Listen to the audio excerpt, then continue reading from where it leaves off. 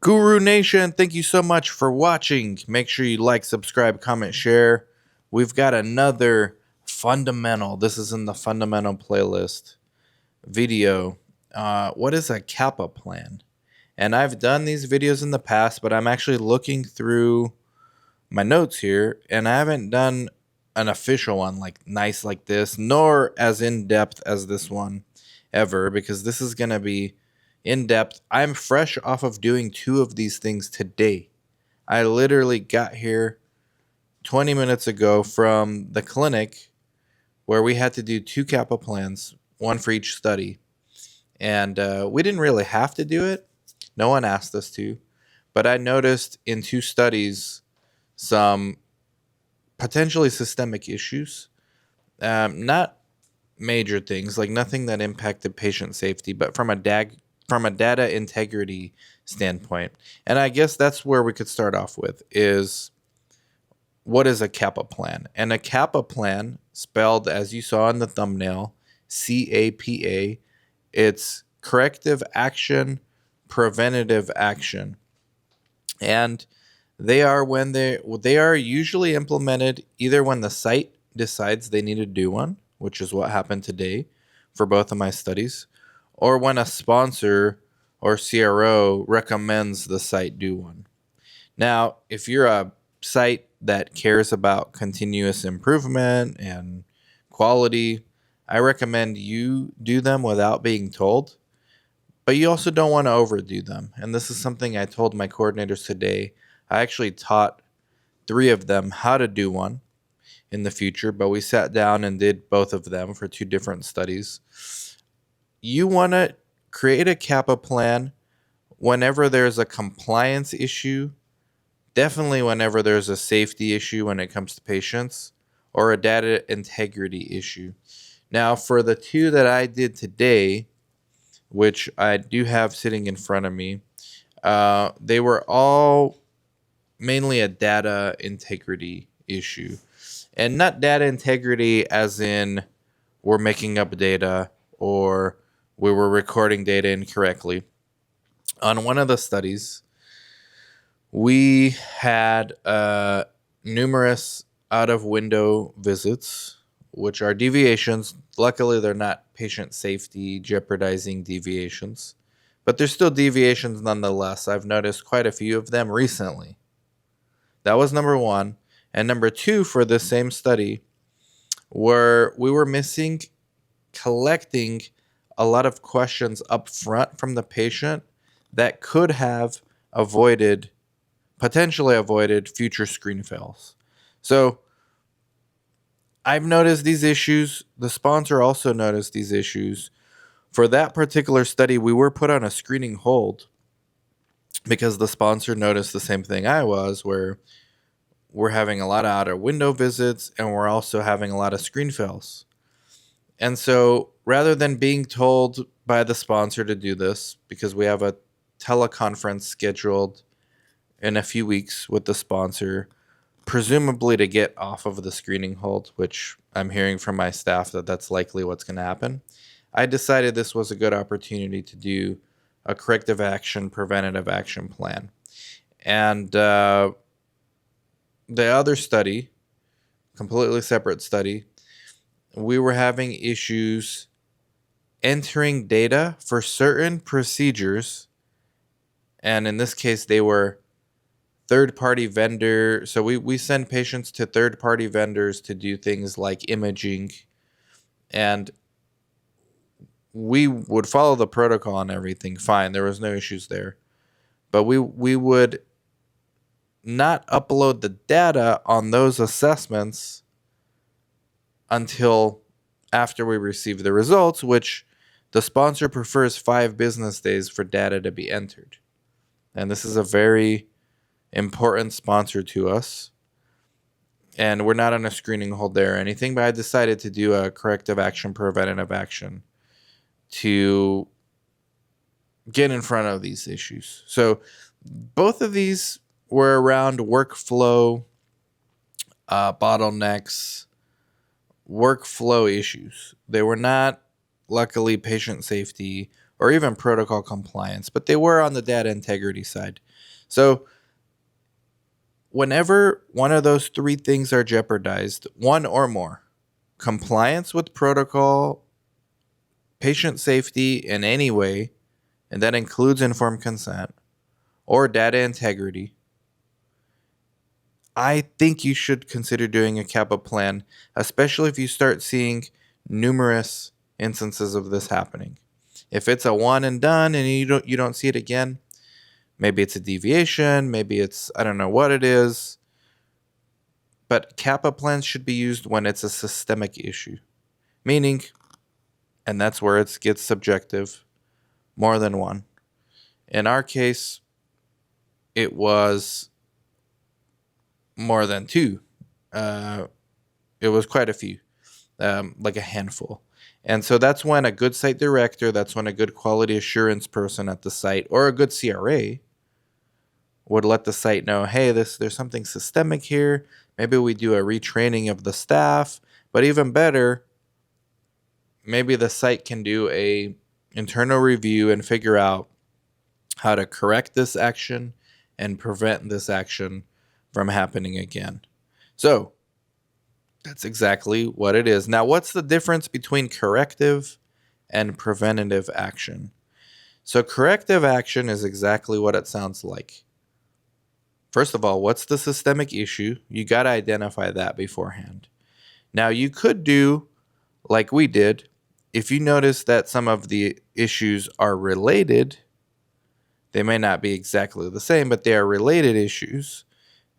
In our case, they were all from workflow bottlenecks. You can combine them into one CAPA plan. So because ours were what I just listed out for you, systemically related, they were both all systemic, and they were related in the sense that they stemmed from our workflow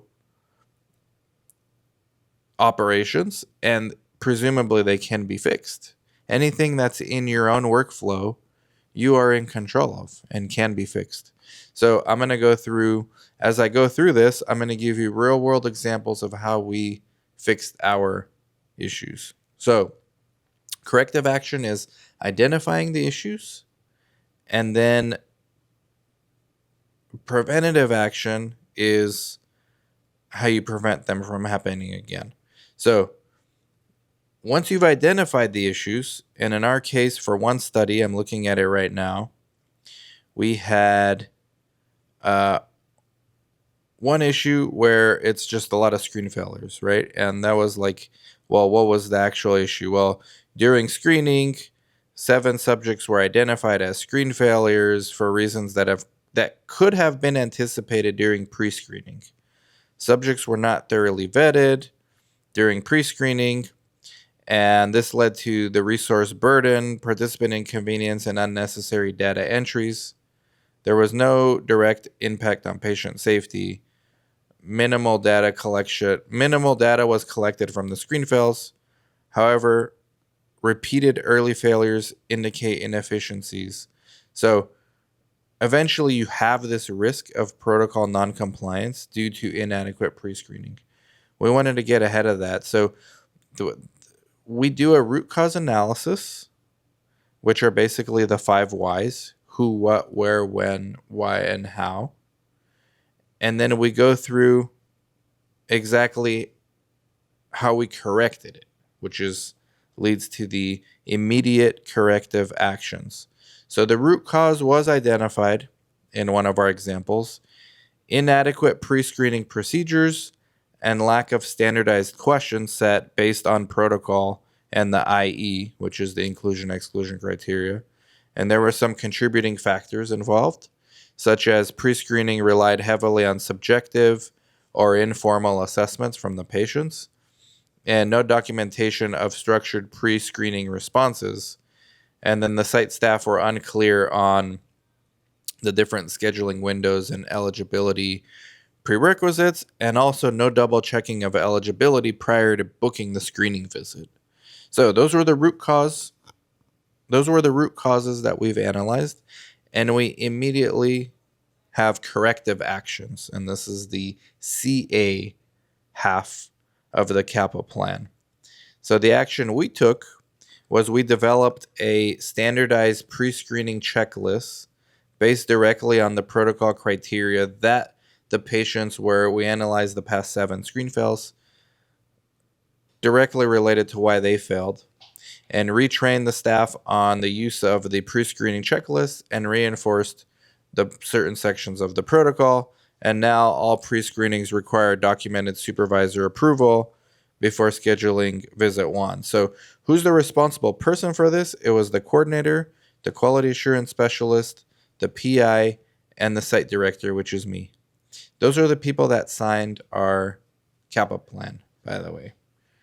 So when CAPA is required is kind of subjective or objective. And in our case, in this case, it was voluntary. We self-detected the errors. We had some help from the sponsor because we were put on a screening hold, but we nonetheless self-identified the root cause, etc. There were no deviations other than out of window deviations, which are somewhat related to this because the patients that did end up randomizing were randomized out of window for kind of the same issues. There were some other issues there too, but there were systemic issues kind of related to workflow processes. And we decided to implement the CAPA plan because it's a tool for continuous improvement. So what did we do? We created this CAPA plan. The first thing I did was have my coordinator a few days ago write out, in her opinion, some of the root causes. And so she went through, she found some of the bottlenecks. What I did with her today was analyze 7 screen fails, 7 recent screen fails, and kind of use that as a risk-based monitoring to figure out, well, why did these patients screen fail? And we selectively chose which ones because we didn't choose the ones that didn't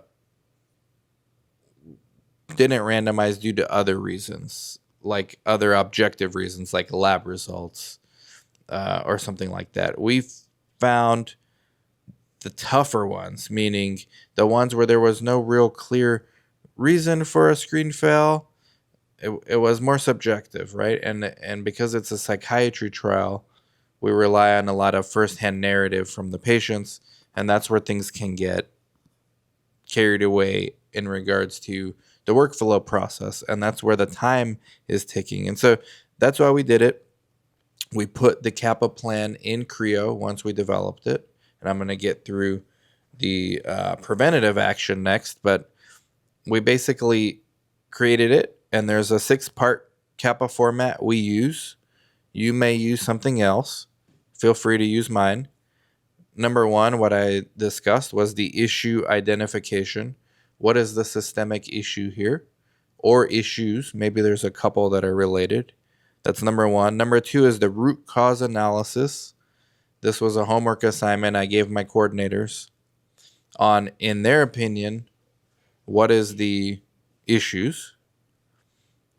Number 3 was the immediate corrective action. So after I looked at their own analysis, and along with the quality assurance specialist, me as the site director, I looked at the issue. I looked at the coordinator's interpretation of the root cause analysis, and I did a deep dive on the patients myself from a risk-based monitoring approach because I have a background as a monitor. This is where, by the way, side note, I do think monitors could make very good site owners, or at least site directors, is because they have an understanding of what the other side, the other stakeholders want to see from a data integrity standpoint. And so I got involved, and then as a team, today we created the immediate corrective actions. And I sat down with the coordinator and I said, well, how do we prevent this? How do we correct this immediately? And there was nothing really to correct because all those patients were screen failed. But we looked at our pre-screening log and we thought there were better questions we could ask pre-screening wise, which we have now developed and we will be utilizing. Now that's number 3. So just to go through the 3 again, the 3 of the 6: issue identification, root cause analysis, and immediate corrective actions. Now, number 4, 5, and 6, which we're going to go through next, are preventative action plan, follow-up and effectiveness, and final approval and closure. So, from our example, from this one particular study, from the pre-screening failures, and we merged it with out-of-window deviation, which we've had one, but we really would have had more if some of these other ones would have actually been allowed to randomize. They would have also been out of window. That's why we put them in. We found the poor pre-screening caused unnecessary screen fails, and the 5 why analysis led to informal vetting of the patients, unclear criteria, and no checklist. So the immediate fixes were to make a checklist, to retrain the staff, and to have supervisor approval in the case of either a lead coordinator, a quality assurance specialist, or a site director like myself. And we do this weekly, and we document this in Monday. Because here's the thing about CAPA plans that is very important for me to emphasize here. And it's something I told my staff today as well. We can do whatever we want. As if the goal was just to get a CAPA plan so we can impress the sponsor, mission accomplished. The problem is, whatever you document, now it's part of your plan for that study. It's officially a plan. You need to follow that plan. So, or else the CAPA plan is no good and you're just going to end up making the mistakes again. And it's even worse now because it's showing that you're not following your own documentations, your own plans. So we have our SOPs. We didn't actually have to change our SOPs for this because our pre-screening section of the SOP is somewhat generalized to be able to adapt to various studies. But we do have a new tool we brought in called Monday.com. And we've been using Monday. I've done a video on it before. I'm not sponsored by them. I wish I were. It's a workflow management tool. And in addition to Creo, which, by the way, shout out to Creo. They're a sponsor of these videos. In addition to Creo, we document tasks, weekly tasks for every staff member and for every study. So now what we've done is we've implemented these approvals and the checklists directly into Monday. And we do quarterly checks, and we really do weekly checks. But in the report, we do quarterly checks that the quality assurance specialist and that yours truly, the site director, are doing. But we document them weekly in Monday. So that's part of our compliance, and it's documented as far as adhering to your preventative action. And then you have to have a goal when it comes to your CAPA plan. So our goal for this study was a 50% reduction in preventable screen fails by the end of the year. And that's something that's measurable. We've had a 90%, it's actually above 90% screen fail rate for this study, whereas the study itself has like an 85% screen fail rate. It's a hard study as is. Ours was even higher. Ours was like a 93%. We want to make that closer to the industry average. So, if this year, the first half of this year, we screened, I think it was 10 patients and we only randomized 1, so that's 90. We would like to, if we screen 10 more, only screen fail 5 of them, if that's possible by the second half of this year for preventable ones. And I do think that's very realistic. Now, the teaching point of this particular example is how small process errors scale into enrollment issues if not corrected early. And luckily for us, we're midway through the study, so it's not too late to course correct. The second example was another study, which was a delayed safety data entry. And there were two things here that I think were part of the same system. So one was what I already mentioned, the imaging results. We're supposed to enter data within 5 days of the visit. Well, we have no issues doing that on our own visits because we know the results of these visits. We don't have to rely on a third-party vendor to send us the results. But for imaging, we do have to rely on the imaging vendors to send us the results, and they rarely send them on the same day.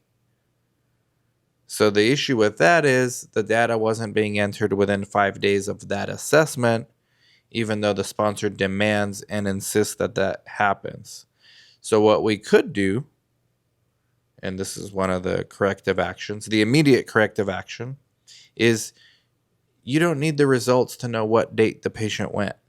So we should at least be putting the date that they went on the date that they went. That way we're on the same day data entry. When the results come, that's fine. There's nothing we can do if the results come 5 days after we're supposed to get them or whether they come 3 days after. But we can track these things in the same tool I mentioned earlier, monday.com, and internally escalate it to the proper channel. So to me or to the lead CRC or to the CRC to follow up with the vendor, hey, it's been 3 days and we don't have the results. Do you have them? Sometimes the vendor just needs a reminder. We haven't been doing that. But now that we're tracking these things in Monday, we are going to be able to do that. So when we did the root cause analysis for this one, we saw that there were so that was one of the systemic issues, was not entering data within 5 days for certain assessments. The other one was somewhat related. It was not entering data within 5 days for serious adverse events. And that one is also related to us relying on third parties to give us, for as in the case of an SAE. I've done a video on this before. You do the initial SAE. Whenever SAE happens, serious adverse event happens at your site, you do the initial SAE report within 24 hours of knowing about the SAE. We have no issues with that. You do the final SAE report when you get hospital records or when you get third-party records. So you're starting to see the similarity here to our data entry one. While it's not a data entry issue, we were not reporting the final SAEs in their certain portal that this sponsor wants us to use in a timely manner because we were relying on the hospital or the other vendor to send us the documentation so we could close out the SAE. Now, there are things we can do. We can be more on top of it. The issue there was so much time has elapsed between us doing the initial and putting follow-ups, by the way. We didn't just leave it alone.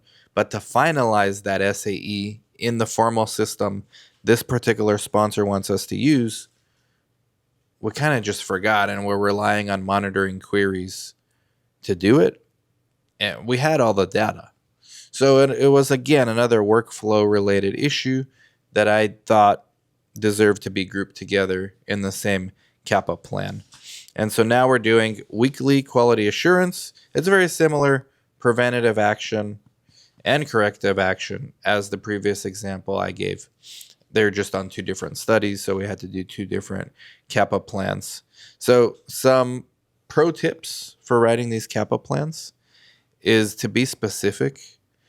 You want to avoid vague language, and I know that's like the opposite advice that I give for the SOPs. When you create your standard operating procedures, you kind of don't want to be too specific because you are held towards following your SOPs. It's a huge finding if you're not following your own SOPs during an audit. With a CAPA plan, it's okay to be more specific because remember, you are taking corrective action on a systemic issue or two. And so you do want to avoid vague language because how are you correcting something if it's vague? And you want to use objective evidence and metrics. So when I told you that our screen fail rate in that one study was 93%, and it should be closer to 85, and almost 100% of them were preventable. Almost 100% of them from the delta between 85, which is the study average, to 93 was preventable. So that delta of 8, that 8% that we are above industry our study average, I believe all 8% of that is preventable. And I think we should be back to 85%. You want to, so that's an example of objective evidence and metrics. You want to assign real names and due dates, and which we did. And we have our coordinators, we have our PIs, we have our study directors, we have our lead CRC, and we have our quality assurance specialist.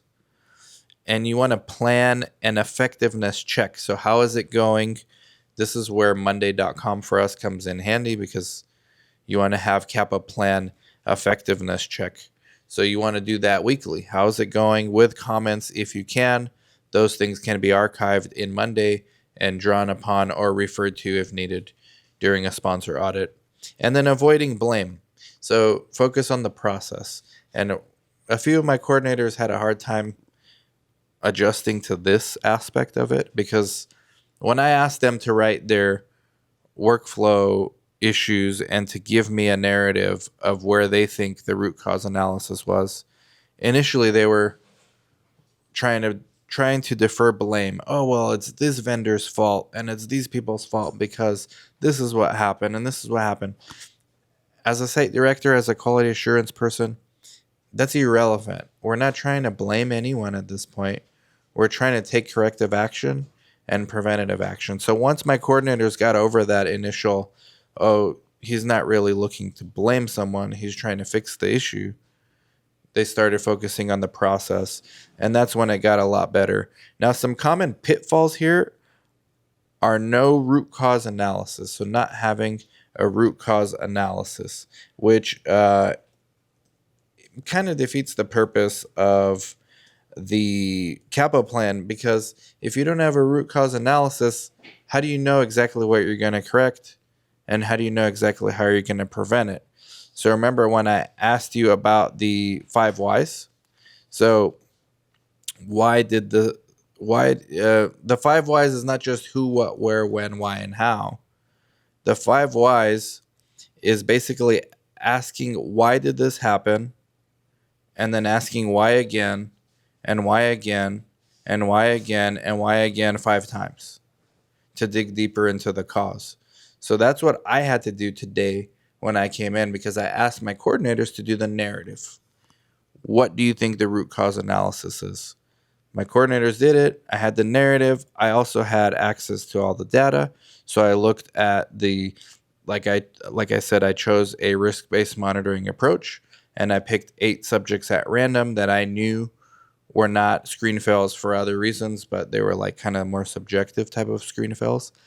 And I went through with their narrative and after my analysis, and I asked, why did subjects screen fail? And let's say they said because they had conditions that should have excluded them, like active PTSD. Then I asked, why weren't those conditions caught earlier? And they might say, because the pre-screening process didn't catch them. And then I will ask, why didn't pre-screening catch them? And they would say something like, because we didn't use a formal checklist or document the protocol criteria properly. And then I would ask, this is my 4th why wasn't there a formal checklist? Because staff relied on verbal screening and memory. We're getting close. I could stop there, but I kept going. One more why. 5 whys. Why did staff rely on memory?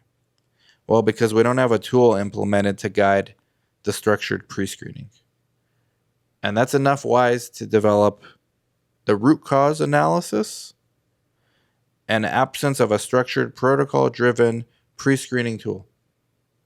and documenting it accordingly. So that's what we did in Monday. I would recommend you use the 5 whys to get to the root cause analysis of these things. And so that's one common pitfall is not using the 5 whys and no root cause analysis. Number 2, vague goals. So let's improve screening versus let's try to reduce screen fails, preventable screen fails by 50% in this case. Another common pitfall is no follow-up plan. We have a follow-up plan in Monday.com that we're tracking it. And then last one person doing it all without accountability. And now we have myself, coordinator, another coordinator, the QA person, and the PI. At least five people looking at this thing on a weekly basis. So to me, that's a CAPA plan, corrective action, preventative action, broken down. I think I would have loved having a video like this when I was first starting out in research. I kind of had to learn the hard way. I used to hate doing CAPA plans back in the day. I would only do it when a CRA forced me to. Now, 15, 20 years later, I'm doing them voluntarily because I understand these are tools to help you build a continuous improvement process at your site.